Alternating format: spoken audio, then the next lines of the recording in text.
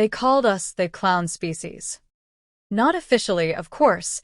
Diplomatic channels used words like charmingly erratic or culturally disordered, but in private, behind the flickering force fields and polished spires of the Galactic Union, humanity was the punchline to a very long-running joke.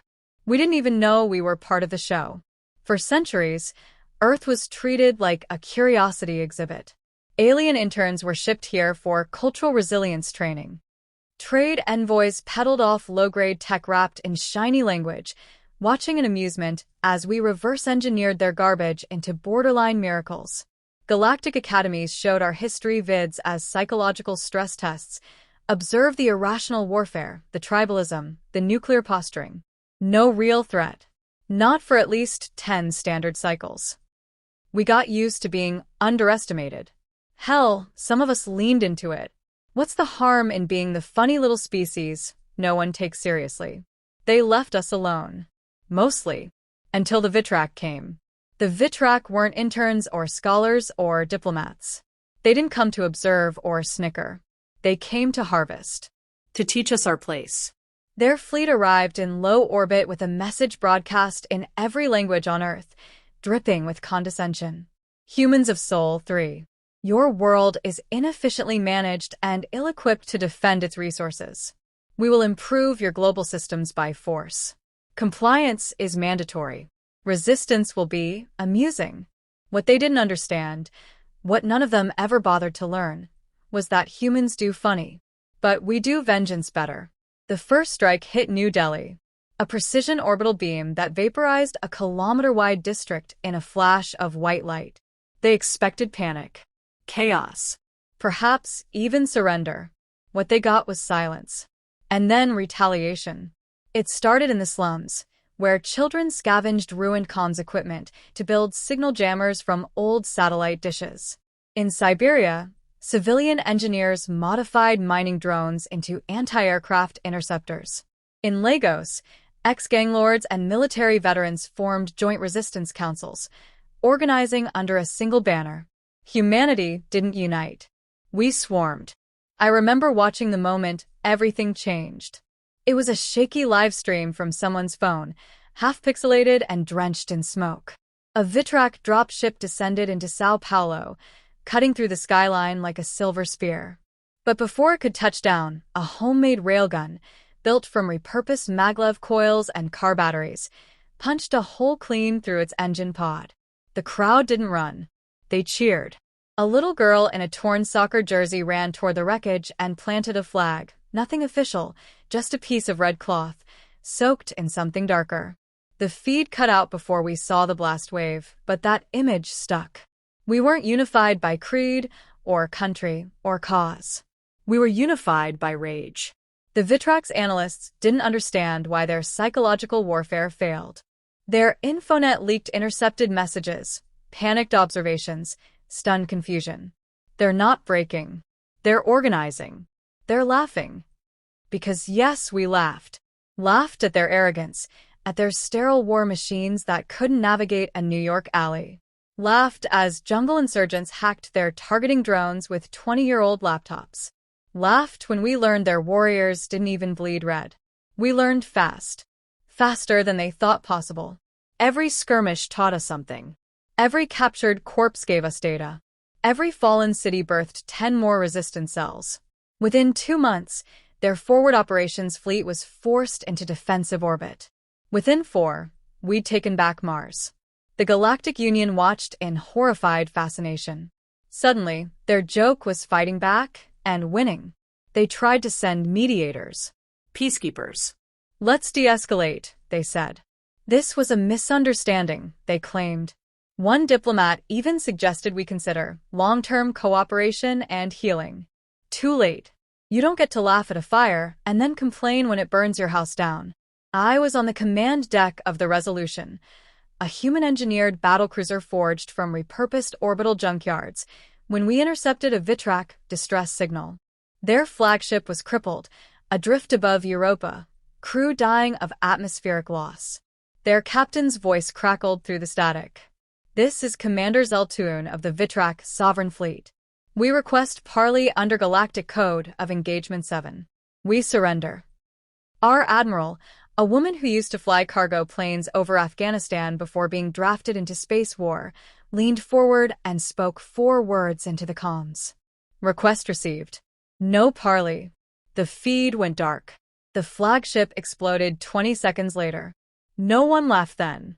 In the silence that followed, someone whispered what we were all thinking. They finally stopped laughing. And just like that, the galaxy started paying attention. Not to the reports or the statistics or the casualty projections, but to us. The humans. The once funny little savages from Sol 3. They watched the sparks of our vengeance flicker outward like wildfire across the stars. And they began to understand. The punchline was over. They called it the surge. In less than 5 years, humanity transformed from scattered resistance fighters to the most feared military force in the galaxy. Our ships, once clunky and atmospheric-bound, now prowled through deep space like steel leviathans. Our soldiers, once factory workers, students, and survivalists, became veterans forged in orbital fire. And at the center of it all stood General Adrian Voss. Voss wasn't bred for command. He wasn't grown in a vat or trained in some lunar academy. He was a mechanic from Detroit, drafted after his brother died in the Vitrak assault on Toronto.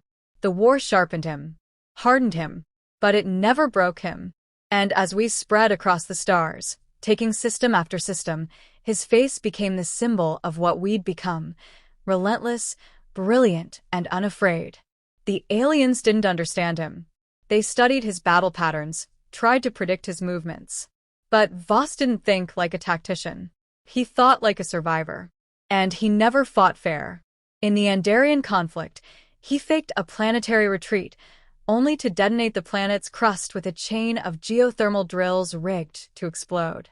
Entire enemy divisions were swallowed by magma while Voss's fleet cut through their orbiting reinforcements. When questioned by an alien journalist after the victory, he simply said, "They brought a textbook. I brought a toolbox." It wasn't just Voss. All across human space, stories like his multiplied. A scientist from Nairobi who turned an alien terraforming device into a biological weapon that wiped out an entire Vitrak cloning facility. A hacker in Sao Paulo who cracked the Union's quantum encryption and fed false fleet positions to their generals. A girl from Dhaka who led a platoon of drone-piloted fighters at 13. We didn't just adapt. We devoured every advantage we found. Crashed ships were reverse-engineered. Captured enemies dissected, studied, and cataloged. Human scientists learned to manipulate dark energy cores in under a year, technology that took other species centuries to tame. The Galactic Council met in secret sessions to debate what to do with us. I know this because one of their aides leaked the transcripts before fleeing to our side. The recordings played like the panicked squawking of birds watching the sky burn. They're unregulated, emotional, and unpredictable. They innovate too fast. By the time we adapt, they've already built a countermeasure. We gave them access to our archives. This is our fault. But no one could decide how to stop us. By the time they tried sanctions, we were exporting energy to their border systems. By the time they threatened blockades, we were breaking their encryption and using their own systems to route our fleets. Every time they boxed us in, we tunneled under the walls. And still, Voss pushed forward. I remember one mission, the Los Prime, a trade hub protected by layered orbital rings and auto-defense fleets. The Union thought it was untouchable. Voss took it in under 3 hours. He hacked their navigation beacons mid-jump, forced their supply freighters to crash into their own satellites, then rode the debris field straight into the heart of their command post. No warnings. No speeches. Just fire. After the battle, he stood amidst the shattered control deck, gazing down at the dying Nalos commander. The alien choked on his own filtered air, eyes wide with disbelief. "You weren't supposed to be this," the commander wheezed. "You were unstable. Broken." Voss didn't respond with anger. He knelt, quiet and cold. "We were broken. You did that. But you forgot what happens when humans break. We get sharper." That was the turning point, not just for the war, but for how they saw us. We were no longer pests or primitives. We were predators. A species that learned in weeks what others spent lifetimes mastering. A civilization that used pain as fuel and failure as blueprint. And worst of all, we didn't stop. Couldn't. The alien strategists tried to label us, categorize us. They came up with terms like post-traumatic acceleration and adaptive war psychosis. But none of it mattered. Because no theory could explain the soldier who fought through plasma burns to drag a comrade 10 clicks under heavy fire. Or the refugee kid who repurposed a crashed alien drone into a surveillance hub and fed intel to 3 human armies. They didn't understand our edge. Because our edge wasn't genetic. It wasn't technological. It was choice. We chose to endure. We chose to evolve. We chose revenge, not out of hatred, but necessity. Because we'd seen the stars laugh at us. And we remembered. Now they whisper Voss's name like a curse. Some say he's a myth. Others say he doesn't sleep. I met him once, aboard the Resolute. I asked him what he thought of the galactic fear surrounding humanity. He didn't smile. He just looked out the viewport at the spiral of a burning world and said, "They called us the joke. Now we write the punchlines." Word of our victories spread faster than our fleets. Resistance crumbled before we even arrived. Alien commanders surrendered the moment our flags appeared in system. Entire planets revolted against their own leaders to avoid the wrath of the Earthborn Legion. But something darker began to stir. Whispers of an alliance forming, not to win, but to contain us. Species that had once despised each other began to meet. Quietly, desperately, because they realized something too late. We weren't just fighting a war. We were becoming one. The chamber was cold, not from lack of heat, but from fear. Across the obsidian table sat 17 of the most powerful beings in the galaxy, counselors, warlords, technocrats. Some glistened with exoskeletal armor, others pulsed with biotech symbiotes, and a few didn't even possess traditional bodies. They had gathered here, at the core of the Unity Spire on Orleans Prime, to discuss one subject: Earth. The session was labeled Existential Containment Emergency, Code Black. They didn't even pretend anymore. "This cannot continue," hissed the Zarn diplomat, translucent tendrils flickering with stress. "In 60 standard months, humans have claimed more territory than the Union expanded in 200 years. They are devouring the frontier." "They are not expanding," corrected the Alay emissary, whose voice echoed from a soundless projection orb. "They are remaking it. Every planet they touch becomes unrecognizable, industrialized, militarized, alive with that terrifying momentum." A silence followed, long, uncomfortable. Everyone waited for the oldest voice in the room to speak. It came from Elder Korvax, the Sendarian who had ruled his people for 6 lifespans. His voice was dry leaves against stone. "We failed," he said simply. "We laughed. We watched. Now they are watching us." The doors opened. A human walked in. Not Voss. This one was smaller, leaner, and younger. Her uniform was black, her face unadorned. A single scar curved across her cheek like a question left unanswered. She walked to the center of the room without bowing, without asking permission. "My name is Commander Elin Rourke," she said. "I speak for the Terran Accord." No preamble. No diplomatic ritual. The silence in the chamber was deafening. Korvax's voice broke it. "Do you understand why you were summoned?" Rourke nodded. "You're scared." The Zarn hissed. The Alay projection flickered erratically. But no one denied it. Rourke continued. "You thought we would be content with survival. That once we pushed the Vitrak back, we'd retreat into the dark and nurse our wounds. But you never asked why we fought. You only assumed it was about vengeance." She paced slowly, boots tapping with eerie calm. "We fought because we saw the truth. That the galaxy isn't ruled by justice or cooperation. It's ruled by whoever is most willing to endure. And none of you were willing. You observed. We acted." A Morith warlord growled, armored plates grinding. "Are you here to threaten us?" "No," Rourke said. "I'm here to offer terms."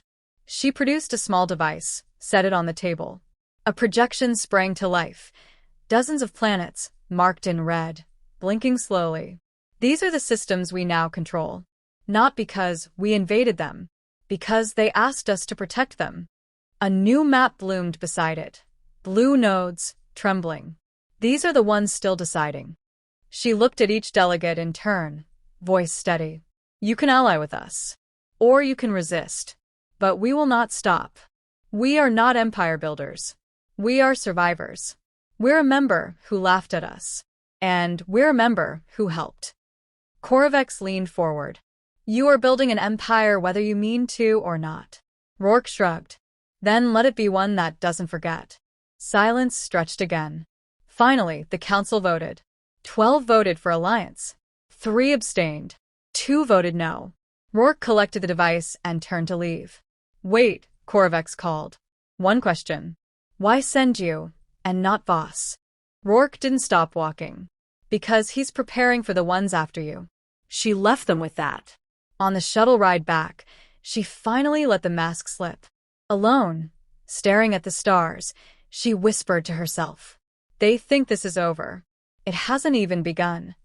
Somewhere deep in Terran space, in a chamber hidden beneath the ice of Enceladus, Voss stood before a wall of tactical projections.